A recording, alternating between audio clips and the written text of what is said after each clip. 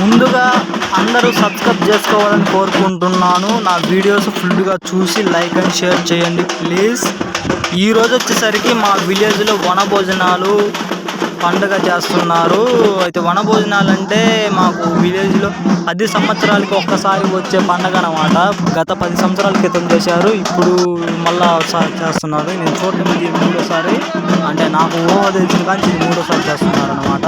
ఆ పొట్టేళ్ళు ఉన్నాయి కదా, ఆ పొట్టేళ్ళు వచ్చేసరికి ఊరు మొత్తం మీద ఇంటికి 1500 వసూలు చేసుకొని పొట్టేళ్ళు తీసుకొచ్చామన్నమాట. ఊరు మొత్తానికి అన్నమాట. అది పొట్టేళ్ళు తీసుకొచ్చిన తర్వాత గొంతుకి అంటే ఇల్లుని బట్టి గొంతుకి 2 పొట్టేళ్ళు 1 పొట్టేలు అనేసి ఇస్తారన్నమాట.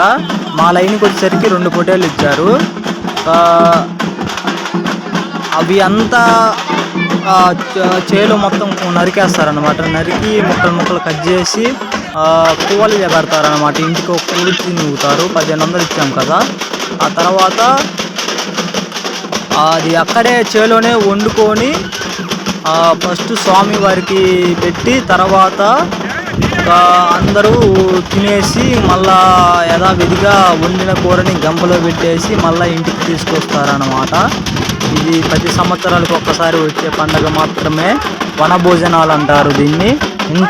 ఇంతటితో నా రివ్యూ ఆపేస్తున్నా. ప్లీజ్ అందరు సబ్స్క్రైబ్ చేసుకోండి.